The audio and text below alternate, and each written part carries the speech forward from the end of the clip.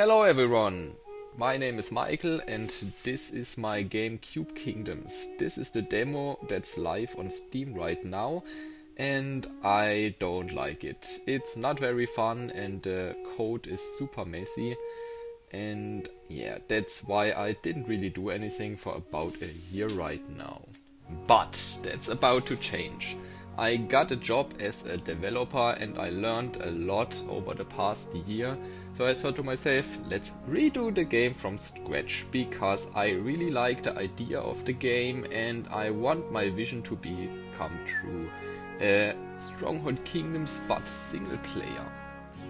If that sounds interesting to you, stick around because I want to take you with me in this journey.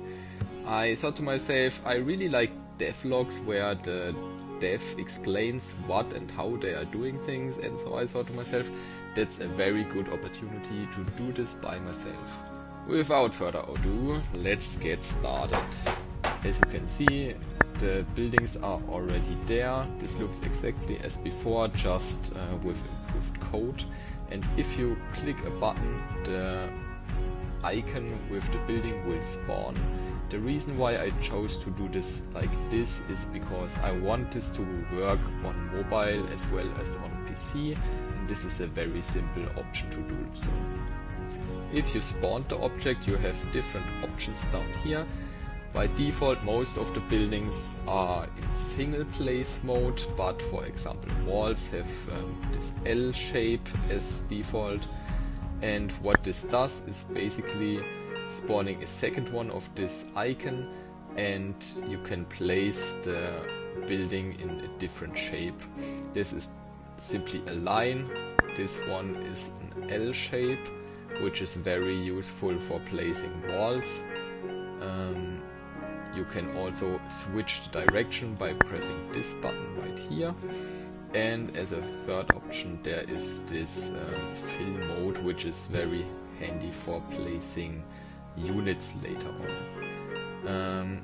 As you can see, or maybe not because the building is red, but where is something already, this will be cut out.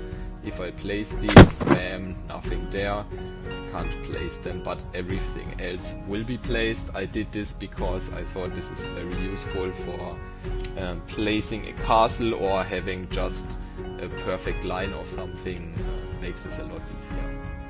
If you've already placed the building, there is this option right here, which enables the snap mode. What this does is snapping the object to the center of another object. This is very useful for organizing your city. This obviously works for other modi as well.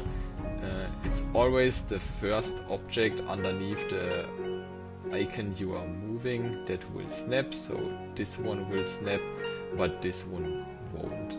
The way I do this is actually pretty easy. There are raycasts in every direction of the moving building. In this case it's the first one, and if it hits an object it will calculate the position and snap to there. If you build something but you don't like it, you can always click this button and enable the delete mode. This works basically the same as the build mode. You have these two objects and you can move them to increase the size or decrease the size of the box, and everything that's inside the box, when you confirm, will be deleted. In the future this will give you resources back if a building is deleted, or if you delete a unit you will obviously get it back, but right now it just deletes the object. I hope you enjoyed today's video and let me know if you have any questions. Like, comment and subscribe. Join our Discord.